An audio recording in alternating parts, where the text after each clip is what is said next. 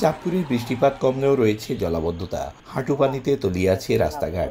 গত কয়েকদিনের টানা বৃষ্টিতে মাটি নহয়ে বসতবাড়ির উপর হেলে পড়েছে বড় বড় গাছ। তাই বসতবাড়ি ছেড়ে অনেকে আশ্রয় নিয়েছেন বিভিন্ন শিক্ষা প্রতিষ্ঠানে। এতে বেড়েছে জনদুর্ভোগ।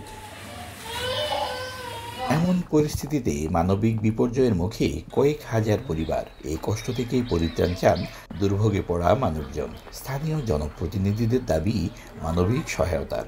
চতুর্দিকে পানিবন্দী, পানি বৃষ্টি, কদিনকার বৃষ্টি পানি বন্যায় আমার একটা ঘর মাটিতে পড়ে গেছে, আর একটা ঘর মাটি পড়ে যাওয়ার হয়ে গেছে।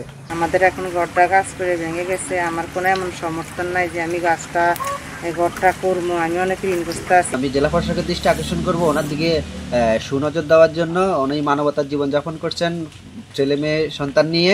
ঘরের ভিতরে এক হাঁটু পরিমাণ পানি, অন্যদিকে হচ্ছে ঘরের উপরে বিশাল একটা গাছ ভেঙে পড়ছে। এখন ওনারা খুবই অসহায় অবস্থা আছে। ছেলে সন্তান নিয়ে ওনারা একটি পাশের স্কুলে থাকতেছে। অর্ধেক পাউডারে দ্বিগুণ উজ্জ্বলতা, নতুন রিন অ্যাডভান্সড অর্ধেক পাউডারে দ্বিগুণ উজ্জ্বলতা। যখন যে সাহায্য নিয়ে আসে তাদের প্রতি সুদৃষ্টি রাখার জন্য প্রত্যেককে আমি উদারত আহ্বান রাখছি, এবং আমার পরিষদ থেকে যখন যেটা আসে সেটা থেকেও আমি তাদেরকে অংশীদারিত্ব চেষ্টা করতেছি।